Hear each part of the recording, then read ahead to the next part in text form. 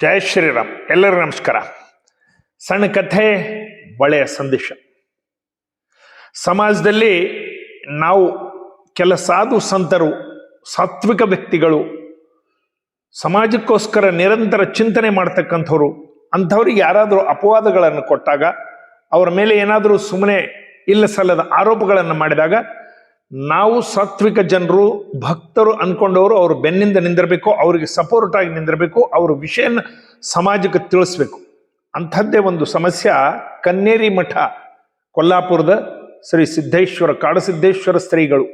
ಮಹಾನ್ ವ್ಯಕ್ತಿತ್ವ, ಒಳ್ಳೆ ಸಾತ್ವಿಕ ವ್ಯಕ್ತಿಗಳು, ಸಮಾಜ ಚಿಂತಕರು, ಹಿಂದೂ ಸನಾತನ ಧರ್ಮದ ಬಗ್ಗೆ ನಿರಂತರವಾಗಿ ಕೆಲಸ ಮಾಡ್ತಕ್ಕಂಥವ್ರು, ಮಹಾನ್ ವ್ಯಕ್ತಿತ್ವ.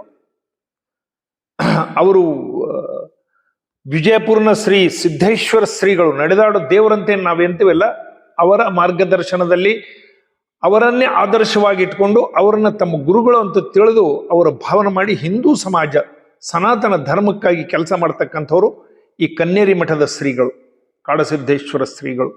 ಅವ್ರ ಮೇಲೆ ಕರ್ನಾಟಕ ಸರ್ಕಾರ ಯಾವುದೋ ಒಂದು ಆರೋಪ ಹೊರಿಸಿ ಈ ಜಿಲ್ಲೆಗೆ ನೀವು ಬರಬಾರದು ಅಂತ ಹೇಳಿ ಅವರಿಗೆ ಬಂಧನೆ ಆಗಿತ್ತು.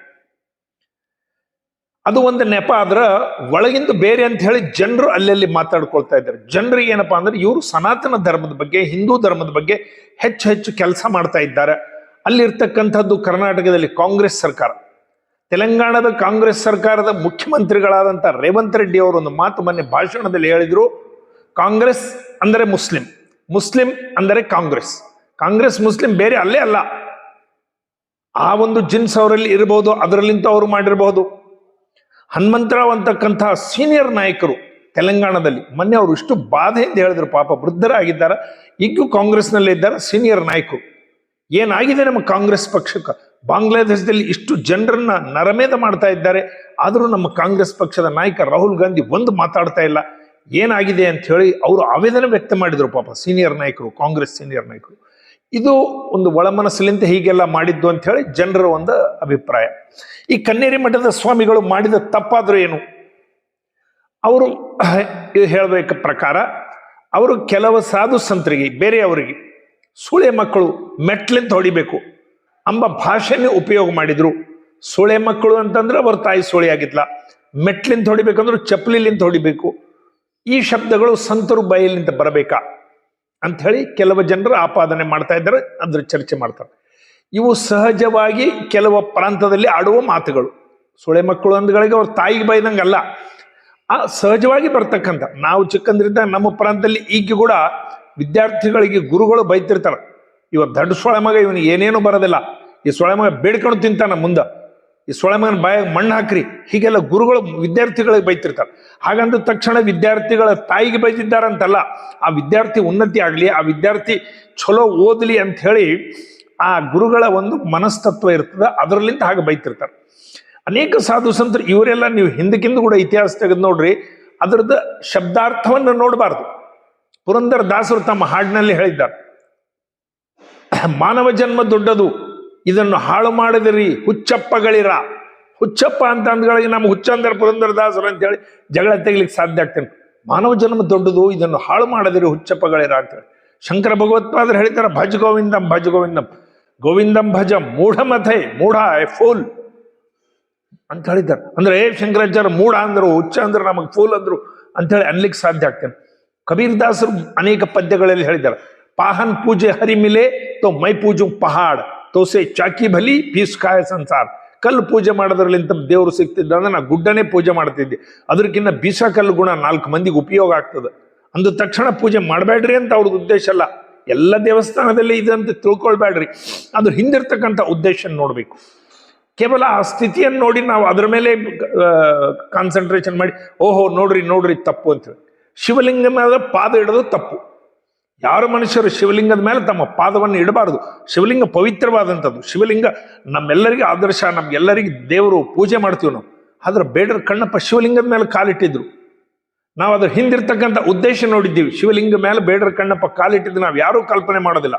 ಒಂದು ಕಣ್ಣು ಕಿತ್ತಿ ಆ ಶಿವಲಿಂಗ ಕೆಡ್ತಾನ, ಭಕ್ತಿಯ ಪರಾಕಾಷ್ಠ. ಇನ್ನೊಂದು ಕಣ್ಣು ಕಿತ್ತಿದಾಗ ನನಗೆ ಶಿವಲಿಂಗ ಕಾಣಿಸೋದಿಲ್ಲ, ಕಾರಣ ಶಿವಲಿಂಗದ ಮೇಲೆ ಗುರ್ತಿಗಾಗಿ ತನ್ನ ಕಾಲಿನ ಒಯ್ದು ಅಲ್ಲಿ ಇಟ್ಕೊಂಡು ಬಿಡ್ತಾನೆ. ನೋಡ್ರಿ, ನಾವು ಆ ವಸ್ತು ಸ್ಥಿತಿ ಇದ್ದಿದ್ದಂಗೆ ಎಲ್ಲರೇ ಶಿವಲಿಂಗದ ಮೇಲೆ ಕಾಲಿಡೋದು ದೊಡ್ಡ ಅಪಚಾರ. ಬೇಡರ ಕಣ್ಣಪ್ಪಗೆ ನಾವೆಲ್ಲ ಬೈಕಾಟ್ ಮಾಡ್ಬೇಕಂತ ಹೇಳಿ ಯಾರಾದರೂ ನಾವು ಕಲ್ಪನೆ ಮಾಡ್ತೀವಿ. ಭಕ್ತಿಯ ಪರಾಕಾಷ್ಠ ಶಿವಲಿಂಗದ ಮೇಲೆ ಕಾಲಿಟ್ಟಿದ್ದ ಸಹಿತ ಗೌನ, ಅಲ್ಲಿ ಅವ್ರ ಉದ್ದೇಶ, ಅವ್ರ ಇಂಟೆನ್ಷನ್ ಅದು ಮೇಕ್. ಅದೇ ಪ್ರಕಾರ ಈ ಶ್ರೀಗಳು ಮಾತಾಡಿದ್ದು ಮೆಟ್ಲಿಂದ ಹೊಡಿಬೇಕು ಸೊಳೆ ಮಕ್ಕಳಿಗೆ ಅಂದಿದ್ದು ಅವರ ಆವೇದನೆ, ಅವ್ರ ಒಳಗಲಿಂದ ಬರ್ತಕ್ಕಂಥದ್ದು. ಏನ್ ಮಾಡ್ತಾ ಇದ್ದಾರೆ ಕೆಲವು ಸಾಧು ಸಂತರು, ಗಣಪತಿ ಬಗ್ಗೆ ವಿಚಿತ್ರ ಮಾತಾಡ್ತಾರ, ಮೂಕಾಂಬಿಕೆ ಬಗ್ಗೆ ವಿಚಿತ್ರ ಮಾತಾಡ್ತಾರ. ಶಿವಗೆ ಇಬ್ರು ಹೆಂಡಂದ್ರು, ಒಬ್ಬಕ್ಕೆ ತೊಡಿ ಮೇಲೆ ಕೂತಿದ್ದಾಳ ಪಾರ್ವತಿ, ಒಬ್ರು ತಲೆಯಲ್ಲಿ ಇಟ್ಟಿದ್ದಾಳ ಗಂಗೆ. ಅಕ್ಕಿ ಇಲ್ದಾಗ ಇಕ್ಕಿ ಜೊತೆಗೆ ಎಂಜಾಯ್ ಮಾಡ್ತಾನ, ಇಕ್ಕಿ ಇಲ್ದಾಗ ಅಕ್ಕಿ ಜೊತೆಗೆ ಎಂಜಾಯ್ ಮಾಡ್ತಾನ. ಹೀಗೆಲ್ಲ ಮಾತುಗಳನ್ನ ಆಡ್ತಾರ. ಸಂತರ ಬಾಯಲಿಂದ ಇದು ಮಾತು ಬರ್ಬೇಕ? ಇದೇ ಬೇರೆ ಧರ್ಮದ ಬಗ್ಗೆ ನೀವು ಮಾತಾಡ್ಲಿಕ್ಕೆ ಸಾಧ್ಯನಾ? ನಿಮ್ಮ ರುಂಡನ್ನು ಕಡಿತಾರ. ಕೇವಲ ಹಿಂದೂ ಸನಾತನ ಧರ್ಮದವ್ರು ಏನೂ ಮಾತಾಡೋದಿಲ್ಲ, ಮನಸ್ಸಿಗೆ ಬಂದಂಗೆ ಮಾತಾಡೋದು. ಅದರ ಆವೇದನೆಯಿಂದ, ಅದರ ತ್ರಾಸದಿಂದ ಕನ್ನೇರಿ ಮಠದ ಸ್ವಾಮಿಗಳು ಹೇಳಿದ ಮಾತುಗಳು ಮೆಟ್ಲಿಂದ ಹೊಡ್ರಿ ಸೊಳೆ ಮಕ್ಕಳಿಗೆ ಅಂತ ಹೇಳಿ 100% ಕರೆಕ್ಟ್. ಅದು ಅದರಲ್ಲಿ ಏನೂ ತಪ್ಪಿಲ್ಲ. ಅವ್ರ ಭಾಷೆ, ಆಡು ಭಾಷೆ, ಅದ್ರ ಹಿಂದಿರ್ತಕ್ಕಂಥ ಉದ್ದೇಶ, ನೀವು ಈ ಸನಾತನ ಧರ್ಮದ ಬಗ್ಗೆ, ಹಿಂದೂ ಧರ್ಮದ ದೇವಿ ದೇವತೆಗಳನ್ನ ಈ ರೀತಿ ಅವಹೇಳನ ಮಾಡಬೇಡ್ರಿ ಅಂತ ಆವೇದನೆಯಿಂದ ಬಂದ ಶಬ್ದಗಳು ಅಷ್ಟೇ. ಅದನ್ನು ಮಾತ್ರ ನಾವು ನೋಡಬೇಕೆ ಹೊರತು ಆ ಶಬ್ದಾರ್ಥವನ್ನು ಇಟ್ಟುಕೊಂಡು ನಾವು ಇದು ಮಾಡಬಾರ್ದು. ಇದು ಕನ್ನೇರಿ ಮಠದ ಸ್ವಾಮಿಗಳು 300 ವಿದ್ಯಾರ್ಥಿಗಳಿಗೆ ಇವತ್ತಿನ ದಿವಸ 4 ವೇದ, ಶಾಸ್ತ್ರ, ಉಪನಿಷತ್ತು, ಭಾಷ್ಯ, ಮೀಮಾಂಸಾ, ನ್ಯಾಯ, ತರ್ಕ, ಕುದುರೆ ಸವಾರಿ, ಒಂಟೆ ಸವಾರಿ, ಅನೇಕ ಮಲ್ಲ ಯುದ್ಧಗಳು, ಆಟಗಳು, ಪಾಠಗಳು, ಆಯುರ್ವೇದ ಎಲ್ಲದನ್ನು ಕಲಿಸ್ತಾ ಇದ್ದಾರೆ. 12 ವರ್ಷ ಊಟಕ್ಕಾಗಿ ತಮ್ಮಲ್ಲಿ ಇಟ್ಟುಕೊಂಡು ಕಲಿಸಿ ಅವ್ರಿಗೆ 5 ಲಕ್ಷ ರೂಪಾಯಿ ಕೊಟ್ಟು ಮತ್ತೆ ವಾಪಸ್ ಕಳಿಸ್ತಾ ಇದ್ದಾರೆ. ಅಂತ ಮಹಾನ್ ಕಾರ್ಯ ಮಾಡ್ತಾ ಇದ್ದಾರೆ. ಗೋ ಸೇವಾ ಮಾಡ್ತಾ ಇದ್ದಾರೆ. ಕೃಷಿ ಬಗ್ಗೆ ಹೆಚ್ಚು ಇದು ಮಾಡ್ತಾ ಇದ್ದಾರೆ. ಅನೇಕ ಆಕಳುಗಳನ್ನು ಸಾಕ್ತಾ ಇದ್ದಾರೆ. ಕೃಷಿ ಬಗ್ಗೆ ಸ್ವಿಟ್ಜರ್ಲ್ಯಾಂಡ್ನಲ್ಲಿ ಆದಂಥ ಒಂದು ಇದು ಸಹಿತ ಅವ್ರು ಮೊನ್ನೆ ಇದರಲ್ಲಿ ಹೇಳಿದ್ರು. ಆ ರೀತಿ ಜರ್ಸಿ ಆಕಳ ನಮ್ಮ ಆಕಳುಗಳಲ್ಲಿ ಡಿಫ್ರೆನ್ಸ್. ಜರ್ಸಿ ಆಕಳ ಹಾಲು ಕುಡಿದ್ರೆ ಕ್ಯಾನ್ಸರ್ ಬರ್ತಕ್ಕಂಥದ್ದು, ಪ್ಯಾಂಕ್ರಿಯಾ ಕೆಡ್ತಕ್ಕಂಥದ್ದು, ಮೊಳಕಾಲು ಬೇನೆ ಬರ್ತಕ್ಕಂಥದ್ದು. ಆದ್ರೆ ಅದೇ ನಮ್ಮ ಗೋ ಆಕಳ ಸ್ವದೇಶಿ ಗೋ ಕುಡಿದ್ರೆ ಇದು ಯಾವುದೂ ಬರೋದಿಲ್ಲ ಅಂತ ಇದ್ರ ಬಗ್ಗೆ ರಿಸರ್ಚ್ ಮಾಡಿದ ಅನೇಕ ಇದ್ರ ಬಗ್ಗೆ ಅವ್ರು ಹೇಳ್ತಾ ಇದ್ದಾರೆ. ಇದನ್ನೇ ನಮ್ಮ DSP ಸಾಹೇಬ್ರು, ಒಬ್ಬರು ರಮೇಶ್ ಸಾಹೇಬ್ರು ಅಂತ ಹೇಳಿ ನಮ್ಮ ಮಿತ್ರರಿದ್ದಾರೆ, ಅವ್ರು ಹೇಳಿದ್ರು ಜೀವಂತ ಇದ್ದಾಗ ಯಾವ ಸಾಧು ಸಂತರು ಇದು ಮಾಡಿದ್ದಾರೋ ಅವ್ರಿಗೆ ಸಪೋರ್ಟ್ ಆಗಿ ನಿಲ್ಲಬೇಕು. ಸತ್ ಮೇಲೆ ಅವ್ರು ಹೂವಿನಾರ ಹಾಕಿ ಫೋಟೋ ಮೆರವಣಿಗೆ ಅವ್ರ ಮನೆಯಲ್ಲಿ ಹಾಕೋದಕ್ಕಿಂತ ಜೀವಂತ ಇದ್ದಾಗ ಸಪೋರ್ಟಿಂಗ್ ಆಗಿ ಮಾತಾಡಬೇಕು ಅಂತ ಹೇಳಿದ್ರು. ಅದಕ್ಕೋಸ್ಕರ ನಾನು ಇವತ್ತಿನ ದಿವಸ ಮಾತಾಡ್ತಾ ಇದ್ದೀನಿ. ಸಾಮಾನ್ಯವಾಗಿ ನೀವೆಲ್ಲರೂ ಈ ಬಗ್ಗೆ ಇದು ಮಾಡ್ರಿ. ವಿಶೇಷವಾಗಿ ಕಾಂಗ್ರೆಸ್ ಸರ್ಕಾರಕ್ಕೆ ಧನ್ಯವಾದ ಸಮರ್ಪಣೆ. ಯಾಕಂದ್ರೆ ಅವ್ರ ಮೇಲೆ ಬ್ಯಾನ್ ಹಾಕಿದ್ದಕ್ಕೆ ಜಗತ್ತಿಗೆ ಅವ್ರದ್ದು ಪ್ರಚಾರ ಹೆಚ್ಚಾಯ್ತು, ಎಲ್ಲರಿಗೂ ಗುರ್ತಾಯ್ತು, ಎಲ್ಲರೂ ಕನ್ನೇರಿ ಶ್ರೀಗಳ ಬಗ್ಗೆ ತಿಳ್ಕೊಂಡ್ರು. ಭಾರತ್ ಮಾತಾಗೆ ಜಯ. ಎಲ್ಲರಿಗೂ ನಮಸ್ಕಾರ.